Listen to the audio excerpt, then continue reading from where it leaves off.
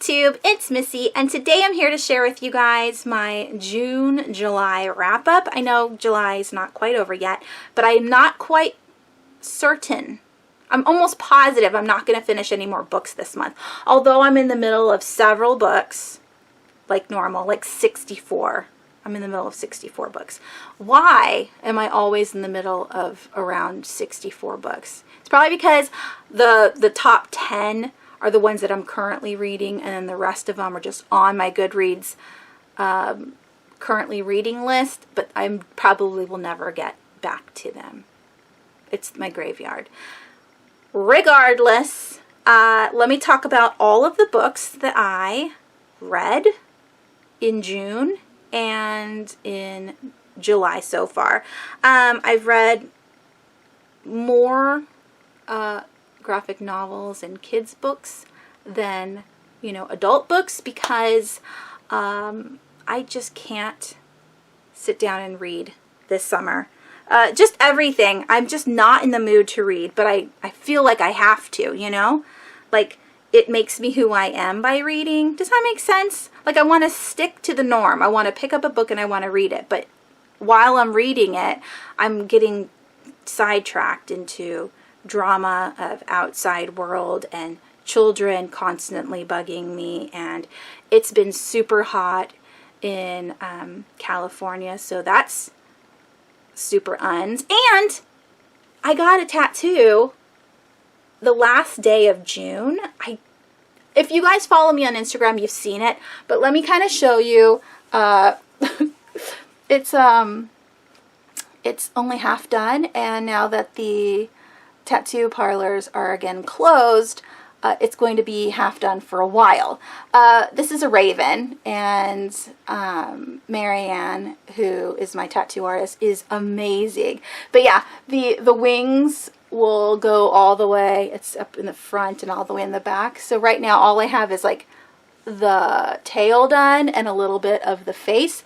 But this is going to end up being a Edgar Allan Poe sleeve. I'm just going to have one. I like tattoos, but I figured one is good enough. I don't need to cover my entire body in tattoos. And I love tattoos. Oh my God, how much I love them. I love staring at my own tattoos. I love looking at other people's tattoos. But this has nothing to do with my book reviews. So let's get on with the wrap up. The first thing I finished in June, which I actually started earlier than that, is Unthinkable, An Extraordinary Journey Through the World's Strangest Brains by Helen Thompson. She is a UK journalist, right? She's a British journalist, and she is a writer and consultant for New Scientist magazine. Now, this, like it says in the cover, is a journey through the world's strangest brains. Growing up as a little kid, I was always fascinated by anything that had to do with medical mysteries. I knew all about kids that were, you know, conjoined twins. I knew about twins that could telepathically know what each other were thinking, even though that's not real, but kind of. I've always been fascinated about the brain. Maybe it has to do with my grandpa, because he was always like mystical and mysterious, and he did all that kind of stuff as well. And I was a major TV freak growing up. So literally anything that had to do with science or history, I always wanted to watch it, or like documentaries and biographies and all of that. So nonfiction is my jam. I absolutely loved this.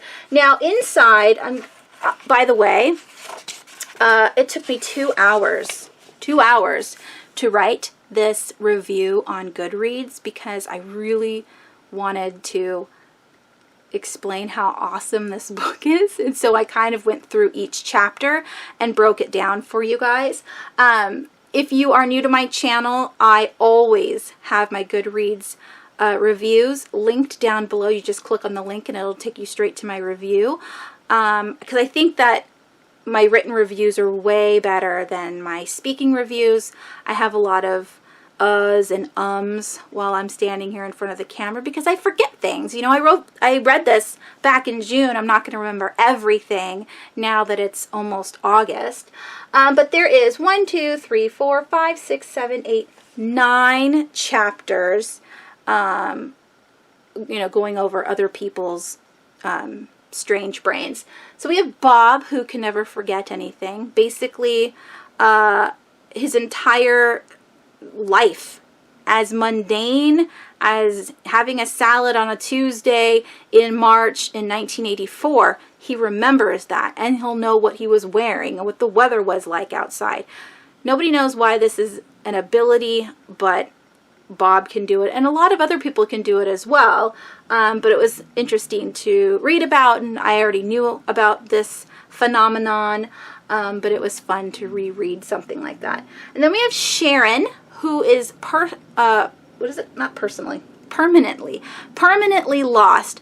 Basically, everybody's brain has a like a hardwired map where, you know, we can remember locations pretty easily. So right now I'm in my bedroom. I know if I go 10 steps straight, I'll end up in the kitchen.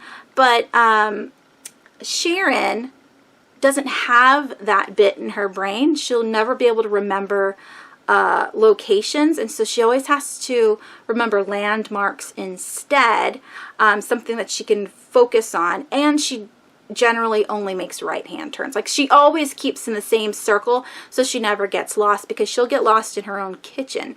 It'll look like, you know, she'll be doing something, and all of a sudden it'll look like she's in a stranger's house, and she won't know like where the silverware are or how she got here. And that was new to me. That was interesting. That's pretty scary to like wake up one day and then not know how to get places.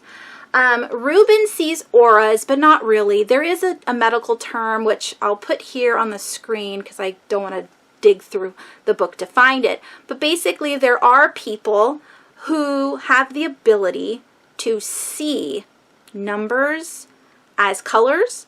They can taste shapes. Like their senses are intertwined somehow. And so he doesn't actually see auras as in a mystical sense, like a psychic. He can just see like traits and personalities. Like people have, what did he say? There's like a gut feeling. Like you can look at someone and go, just by their demeanor, by their presence, by their body language, that person looks like they're not going to be fun to talk to. They're pretty standoffish. And those kinds of personality or characteristics manifest in colors for this man, which I found awesome. I would love to walk around and go, ew, you are so yellow today. That would be funny. And then we have Tommy, who switches personalities. I don't remember this one. Personalities. What is this one about?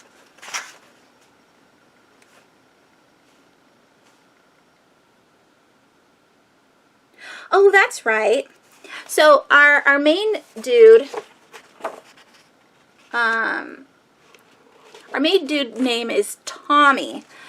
So Tommy he's an Irish guy, and he grew up in a kind of, you know, not wealthy town in Ireland, and with his upbringing, his demeanor, his way of speaking, like his accent, people in school would tease him because they knew that he was, you know, on the lower end of the monetary spectrum, and so they would tease him. And in order to control the people around him, he was able to get tough, and he would beat up a lot of people. And this same attitude towards people and, you know, in life followed him into his adulthood. He was always picking fights. He was always angry. He was always this and that. And his children loved him dearly, but they would never knew what kind of dad they were going to have that day. Sometimes he would be amazing and he'd come home and he'd take him out for ice cream and he would play with them games and he was totally fine. But then, the next minute he could be, exploding and being, not physical, but, yelling and shouting and cursing, and his children had to deal with that. Well, one day there was a accident. I can't remember if it was medical or physical, but something happened to his brain. Maybe it was an aneurysm. Anyways, regardless, it totally switched his personality. When he came to out of the coma, he was very artistic, and he wanted to talk about his feelings, and he was very in tune with things. And his wife at the time couldn't imagine living with him now that he had that switch, because she was so used to one way. His children also have the same kind of thought process on their father. It's like they're excited that he is loving life and that he has this new passion in art, and he's all about his feelings and talking about how, the past is the past and he wants to move on and have a better future. But it's also very strange to have to deal with something like that. It's kind of like the people who end up having some kind of brain trauma, and then when they come to, they speak in an accent that's totally foreign to them, or they can speak in a different, is it just accents or a whole language? Or they just know stuff that they shouldn't know. All very fascinating. And then we have, let's go back to the table of contents. We have Sylvia, who has an endless hallucination. She was already going deaf through a disease, I think, in her inner ear. And the closer she was becoming to being fully deaf, all of a sudden she was starting to hear musical notes, but in a really awful range. It was like da da da da da da da da, and it was super annoying, and she hated it. And the more she thought about it, the more it persisted and it became stronger. And now she's completely deaf, but she still hears this music. Sometimes she can be persuaded to think about something else, but truly she just wants to pretend it never happens, and so she doesn't talk about it. Nobody really knows besides her husband and, of course, everybody now that they've read the book, but she hates it. And I didn't know you could have hearing hallucinations. I know that, people can hear and see things that aren't real, but I didn't know that they could hear something and it didn't have anything to do with schizophrenia. It has to do with something else. It was really cool to learn about. The last couple of ones I'm just going to go quickly through, because again, I have a full review that you can read down in the description bar on Goodreads. There was Matar, who thinks that he's a tiger. This is where the werewolf legends came about. People believed that they were turning into werewolves. There's people that believe they are turning into alligators and all different kinds of animals, but this particular one, this man thought he was a tiger. And then there's Louise, who is becoming unreal. Sometimes she would feel like, it's called depersonalization, I think, where she feels like her arm isn't hers, that she's got somebody else's mind or face or body. And this comes and goes throughout the year. Sometimes she's totally aware and everything, and sometimes she just feels really off. And then we have Graham waking up dead. One day he woke up and he thought 100% he was brain dead, and he's not the only one. Some people have this happen to them as well. Sometimes therapy works, sometimes medicine from doctors work, and sometimes a mock funeral will work to snap you out of it and let you know that no, you're not actually dead. It didn't last for Graham. He was like this for about a year, I think, but then one day he woke up and he no longer felt that he was brain dead. So thank goodness it's not debilitating where it lasts forever. It does diminish.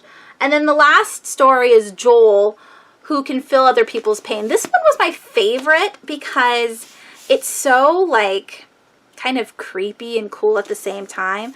So Joel is a doctor, and he chose this profession because he has such a huge resource of empathy in his body. Not only does he feel your feelings, but he can feel what you're touching on his own self. So right now I'm touching my cheeks, and if him and I were talking together, he would feel a sensation on his cheeks where it would feel like I'm touching him. Like whatever he sees, his body just manifests that, which is like kind of cool in a way if you wanted to be a little kinky, you know, but also very uncool as a doctor who has to cut people with scalpels and help stitch people up. Like, he feels that kind of pain too. So he feels the good and the bad, but he felt like being a doctor and being able to feel other people's pain would allow him to be a better caregiver. So I thought that was fascinating. This is a highly recommended book. If you like medical mysteries, if you like to learn about the brain, if you like anything nonfiction and medical, I would definitely pick this book up. I gave it 5 stars. I loved it a lot. And yeah. The next 2 books that I read were graphic novels. One is Piper by Jay Asher and Jessica Freeberg, and the other one is Laid Waste by Julia Griffor, maybe? I don't know. Both of these books were given to me by my friends from BookTube. We'll start with this one because this one was better than the other one. I gave this 3 stars. Jay Asher is the author of 13 Reasons Why, which I have not read yet. Not that that matters, but if you were wondering why Jay Asher sounds familiar, that's the reason. So the Pied Piper. First thing that I learned from this book, or there's 2 main things that I learned from this book. I look very tan right now, and that's not real. I almost said, am I orange like Christy? But Raw Beauty Christy is the best. Oh my God. Let's just stop and say how amazing she is. And I'm so excited that she's pregnant. Okay, back to the book review. 2 things I didn't know about the Pied Piper. 1, Pied Piper. Pied means multiple clothing, like patches. I never ever knew that. The boy, was called the Pied Piper because when he came into town, he was very colorful. He had different colored clothes on. That's what pied means. I never knew. And 2, that the Pied Piper is actually a real story. It's a legend that Jay Asher researched for this graphic novel. Hamelin's a real place, and in 1384, a real person came in, a real man came in. He was supposed to do something, but he ended up stealing all the children. And that's where the legend comes from. There's not that many details from Hamelin's records. So everybody has rewritten this story from how they've been passed down from generation to generation. In Jay's story, we have Maggie here. She is our main character, and then here we have the Pied Piper. There's a little bit of a love thing going on, a little bit of romance. Maggie is when she was little, and this doesn't actually, I mean, it's just like in passing. We don't really learn much about her history. But when Maggie was little, her parents were murdered, and then she was really poor. And maybe it was like 5. I didn't count the pictures. Anyways, a whole bunch of kids threw her and her brother, her younger brother, in a barrel and pushed them into a river. Now, the barrel's closed, but the children could obviously die in the barrel. And when the grown-ups finally find out what happened, they run to go rescue Maggie and her brother. Unfortunately, the brother dies, and Maggie becomes deaf because her head was underwater for so long. All of the people that lived back then, the kids, are now grown-ups with her, and they're still, jerks. And the town, you know, has to deal with all these rats. The rats are causing havoc because they're eating all of the food and spreading disease. So the police or whatever of the town decide that they need to do something about it. They're thinking about hiring somebody outside of the town, maybe in the city, to help, you know, collect all of the rats, because their rat trapper guy that lives in the village is a drunk and he's not collecting the rats quick enough, and so now they're spreading disease and they keep multiplying.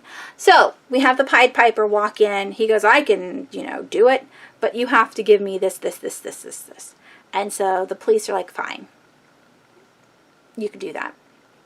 And like all Pied Piper stories, he does get rid of the rats, but he also takes the children. And the ending was a little bit sad. I understand why the ending was the way it was, but I kind of wish it wasn't like that, only because I'm a sap. But it made sense, and there was a little bit of evilness to it. But I really liked the illustrations. Let me just kind of show you the illustrations a little bit. It's nice and colorful. The pictures are glossy. The story was easy to follow. Yeah, I liked it. I gave it 3 stars. This one, however, Laid Waste, didn't really like. This has the ugliest, okay, illustrations. Some people might think that that's good illustrations. Oh man, this was the worst. Look at this. Now, yep, that's what they're doing. They are doing it. I wrote this in my review on Goodreads, and I think it's so funny. So basically, this is about, like, the bubonic plague. They're all dying. I don't know. Yeah. I don't know why I read both of these together, because they both have to deal with rats, right? Regardless, this one was so gross. I don't know what the purpose of this story is. Basically, it's the Black Death. There's a lady, a girl, at the very beginning. She's a baby, and I don't know if it's her mom, her older sister, an aunt, whomever is holding the baby, and they don't want the baby to die from the Black Death. The mom wakes up, or the aunt, or whoever holding the baby wakes up and finds the baby not in her hands anymore. She runs outside and she goes, "Where's my baby?" And the guy outside goes, "She's buried." And she goes and digs the baby up, and the baby's actually not dead. So I don't know if this is like a supernatural story, or if the baby was buried alive on accident. But then eventually the person who was taking care of the baby dies, and now the girl's grown up, and the story follows her. So she's having to deal with all of these deaths. Her neighbor just lost his wife, who was pregnant, and he's got children, but he decides to have sex with the girl. I don't know if they're the same age. I don't know anything. All I know, this is what ruined the book for me. All I know is that she was making bread, okay? She's like kneading the bread with her dirty hands. Yes, because they didn't have soap back then. So she's like kneading this bread. And then he comes in and they have dirty sex on the floor. And then when he leaves, she goes back to kneading the bread. I mean, I guess if that's how you want yeast in your bread, that's how you do it. But ew, ew, ew. I didn't like it. I'm not keeping this. I gave this 2.5 stars. The story was just depressing and weird, and I hated the illustrations, and the sex bread scene just did not do it for me. So yuck, yuck, yuck, yuck.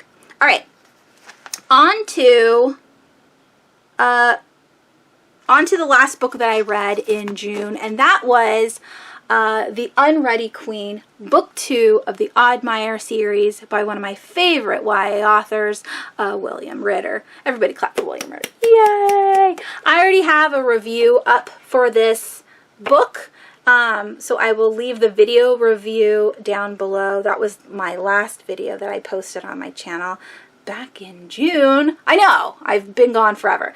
I absolutely love this. 5 stars. It's a must read if you like middle grade. I would definitely pick it up.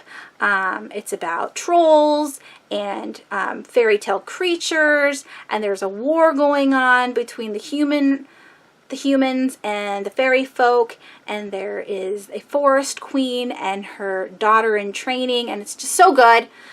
All the feels. Absolutely loved it.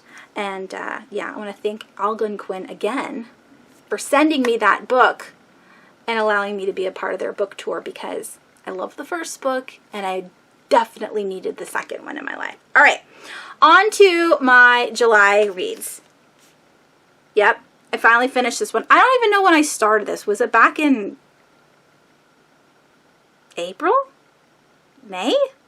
No, I meant to read it back then during a readathon. It never happened. I picked it up in the middle of June and I finished it in July. That's what happened. Okay, I got this from Quirk Books. So thank you, Quirk Books, for sending me this delicious hardback cover of The Southern Book Club's Guide to Slaying Vampires by Grady Hendrix. I own all of Grady's books.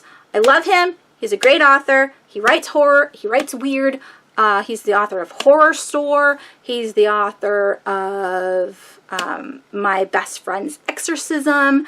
He wrote All the Souls. Where is that book? I haven't read that one yet. And, and Paperbacks from Hell. He writes a lot of really good books. And so, yeah, I finally picked this one up. Quirk sent this to me. This came out, I think, in March, and I meant to review it back when it first came out, but such is life, quarantine, COVID, yada yada, wars, political, all the stuff outside. Finally got to it. All right, so how do I review this book so that way you buy it or borrow it and read it for yourselves? If you like horror books, definitely pick this book up. If you like anything to do with book clubs, pick this book up. If you like vampires, and when I say vampires, this is the vampire aspect of the book is very small. It's very minimal. It's not like there's raging vampires throughout the entire book.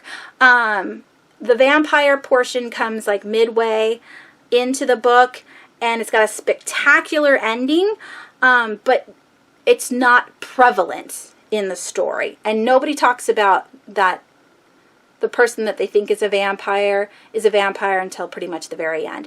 So basically what you're reading is a contemporary drama set in the late 80s, early 90s with a bunch of housewives, okay? It's got racism in it that deals with lost children and how the white community of Charleston doesn't care because they think that these black children that have gone missing is because their parents are all on drugs, or it's their fault somehow. They never really investigate. The police just kind of brush it off, which is very sad, but very fitting for what's going on right now. So that was important in this book. There's a lot of chauvinism, which I find insane, but we still deal with that today.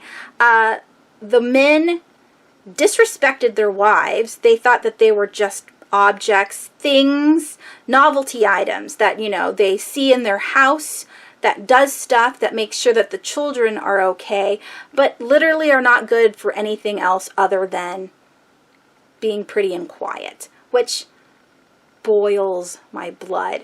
There were a lot of times in this book where I was so angry and frustrated, but I loved it nonetheless. What else? Patty is a saint. She is a doll. That's the main character. I love her so much. She loves her family and her children, and I can't believe she stayed with Carter, her husband, for as long as she did. I would have murdered him immediately. So yeah, this is a contemporary drama with a little bit of supernatural sprinkled in. I just read it. There's so many funny bits in it, and there's so many like dark things that are kind of like lurking throughout, like there's a bit of domestic abuse, but you don't really see it while you're reading it. And then all of a sudden, Patty says something towards the end of the book, and you're like, oh my God, how did I miss that? Obviously, this woman's traumatized, and that's why she does the things that she does. And I'm not going to name names because I want you guys to like find out yourselves. But if you've never read Grady Hendrix before and you're not really into horror books, but you do like women coming together in book clubs and Southern Gothic kind ofness, and just like 80s and 90s stuff, you're going to love this book, let me tell you. 500,000 stars. I really enjoyed it. Again, thank you to Quirk for sending it to me. Sorry it took so long for me to review it. Highly recommend. Love, love, love. Okay, and then all of the rest of the books are graphic novels and picture books. So we have Nathan W. Pyle's second book in a series, I'm assuming.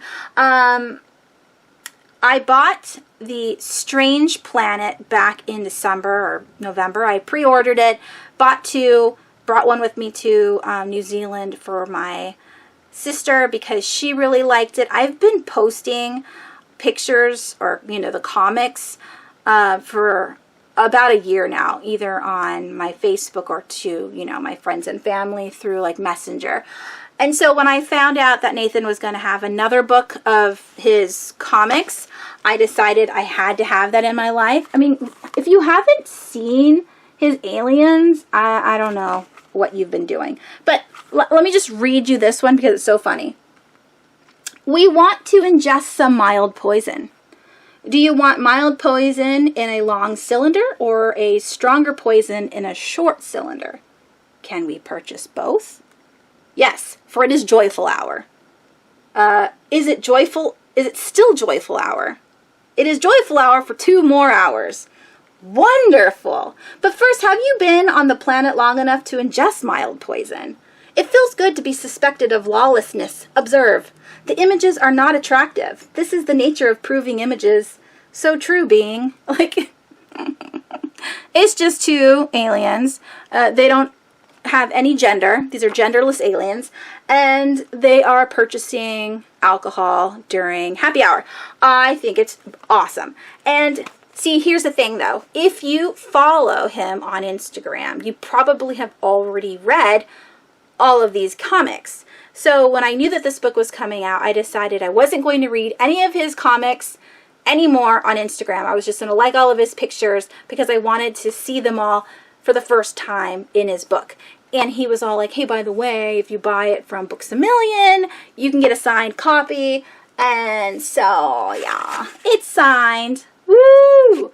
Love. I will probably buy all of his books because they're so cute. All right, next I got a picture book from Books Forward, which I've talked about on this channel before.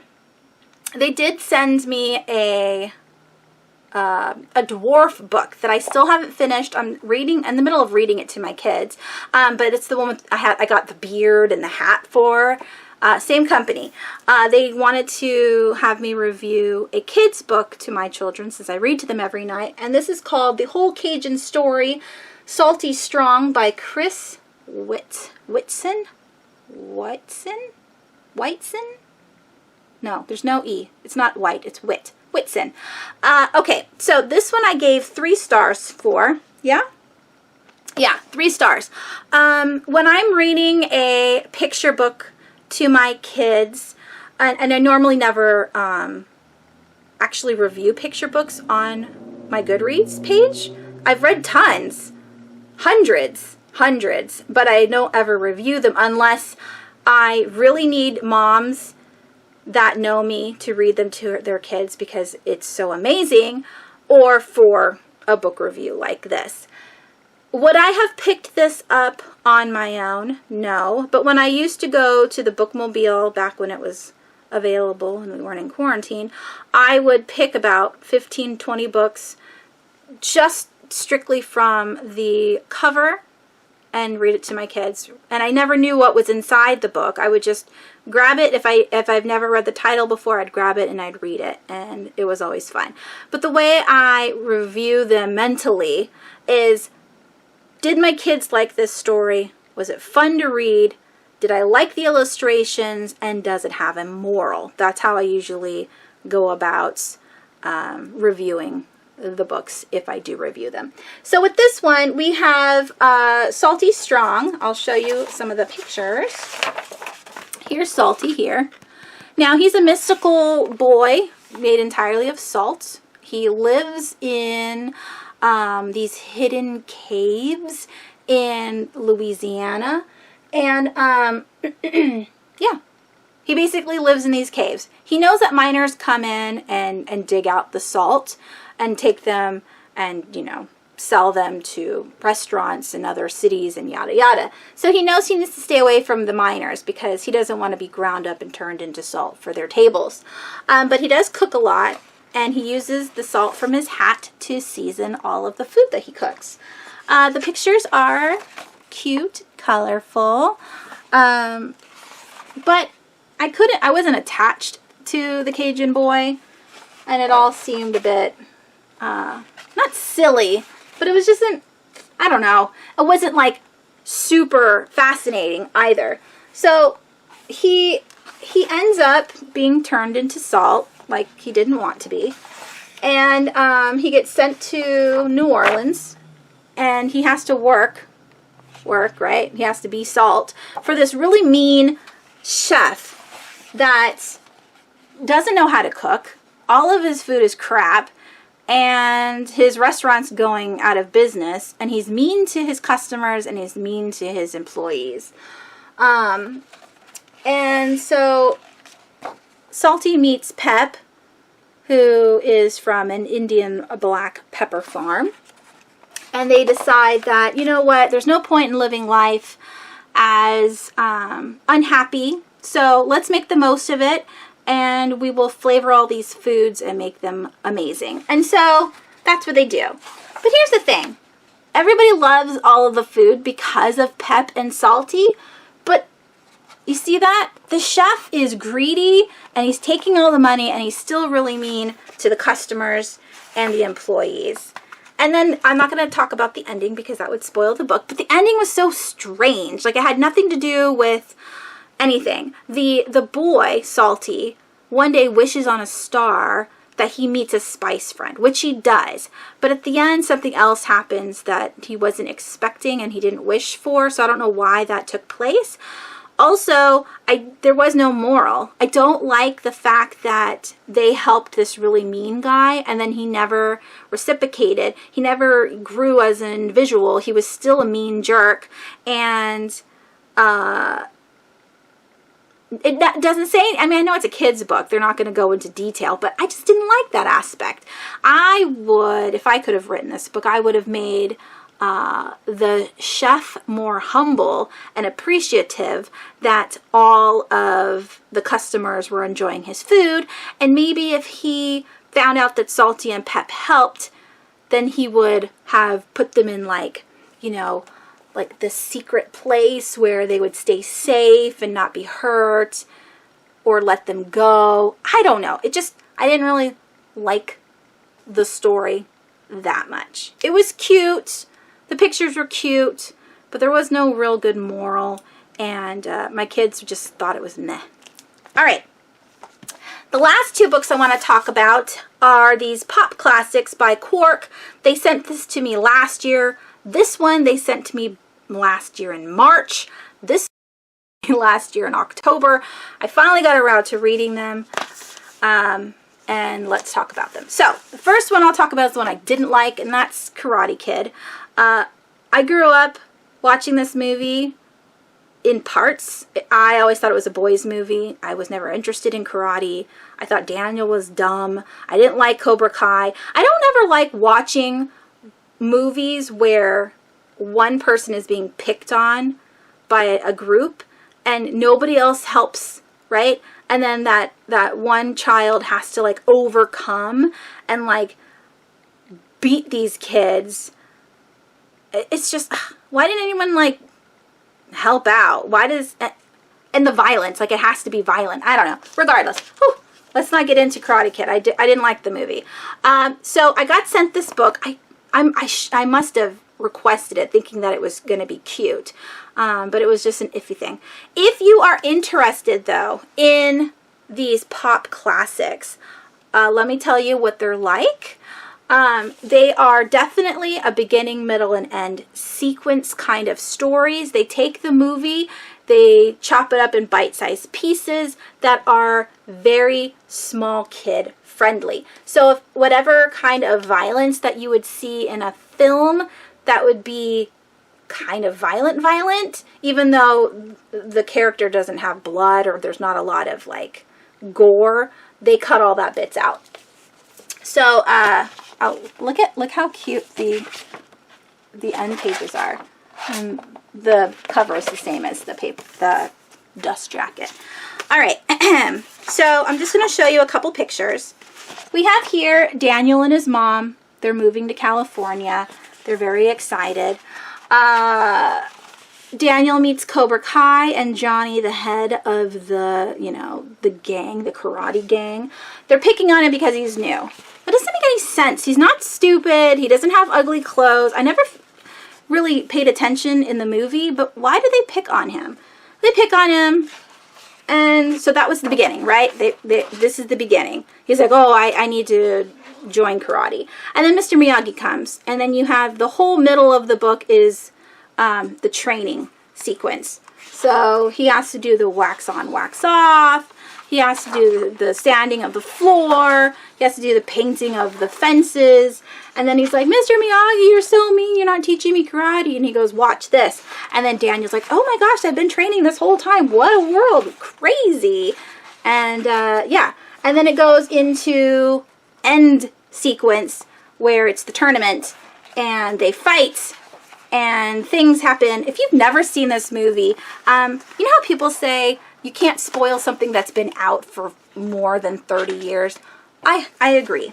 So Johnny and Daniel fight, and Daniel wins. There's your spoiler. Daniel wins, and everything's happy dory, and Johnny's like, you earned it, here's your medal. Is that what happened in the movie? Was he okay with him winning? Because I know there was a part 2, and there's a new movie right now. Did it already come out? With the 2 main characters from this movie as adults, and they have their own dojos, and they're competing again? I don't know. But I don't want this. So this is going in the trade away pile, because I'm not really interested in Karate Kid.